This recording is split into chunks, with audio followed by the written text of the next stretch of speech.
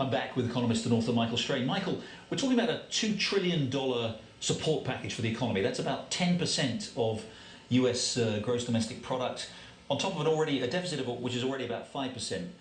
Is there, in any way wishing to suggest that the economy doesn't need these measures, is there just no limit to the amount of debt that the government can take on now? Do we think that this isn't going to have consequences?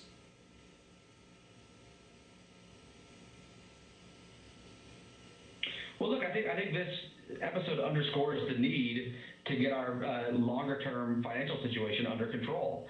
We should be putting our debt to GDP ratio on a downward trajectory. We should be reforming our entitlement programs. Now is not the time to do those things. Right now, we need to be running deficits. Right now, we need to be borrowing money to support the economy. But this underscores the need to have a healthy government balance sheet in healthy times, so that when problems arise, the government has the space to act. We shouldn't have gone into this with a $1 trillion budget deficit, but we did. So I hope we learn that lesson going forward. Where do you stand on this argument? A lot of people, the president has said that we can't have a situation where the cure is worse than the sickness, that we can't keep the economy shut down indefinitely. $1 trillion budget that will deficit simply not generate the resources necessary to function as an economy, including the healthcare resources we need, against those who say, no, we've got to keep this shut down for as long as it takes, and it doesn't matter what the economic damage is, we've got to save lives. Is there actually a trade-off there? There's not a trade-off right now. Right now we don't know how far the virus has spread. We don't know the mortality rate. We don't really know what we're up against.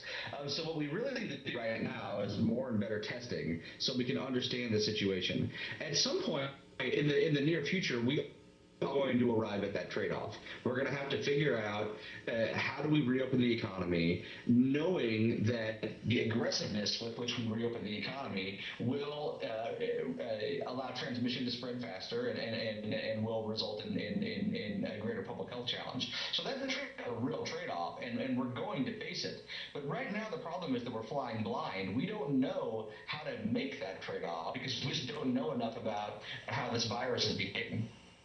Is there again, because with the economy locked down like this, it's not just, there is a view that, look, we can get over this, we can keep it in the deep freeze for a few months or whatever and come back. But of course, real damage is done to the economy in the process, isn't it? And history tells us it's not that easy once people have been laid off, once businesses have stopped, for them to simply pick up where they were.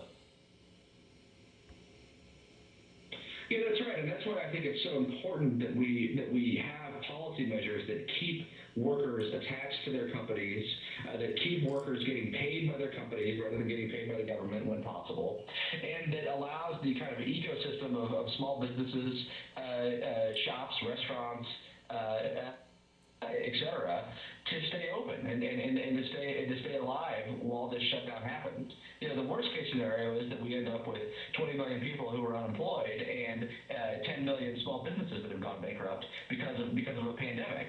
So we need to keep all of that going so that when the pandemic subsides, we're able to return to a functioning economy.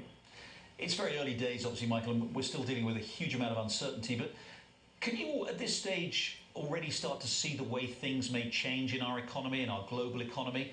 And one thing people have said is we're going to become much more focused on the local and the national. We're going to be much less, this is going to make people much more cautious about global supply chains, about the kind of global economic integration we've seen over the last 50 years or so. Do you think that's likely to change? Well, I hope that's not what happens. I mean, the problem we're facing is not a problem of globalization. It's not a problem of global supply chains. It's a problem of a one-in-a-century pandemic, and it would be unwise to try and optimize our economic systems around that threat. We just need to deal with the consequences of the threat. Of course, a country that we're adversely relating with, a country that we have hostile relationships with, is probably not a country where we want to put a lot of critical infrastructure. There are perhaps some lessons to be learned. I'm talking about China, yeah, but overall, the idea that we should walking back from globalization, I think it would be an extreme overreaction that would end up hurting American workers and American households over the longer term. Thank you, Michael. We're going to take another quick break there.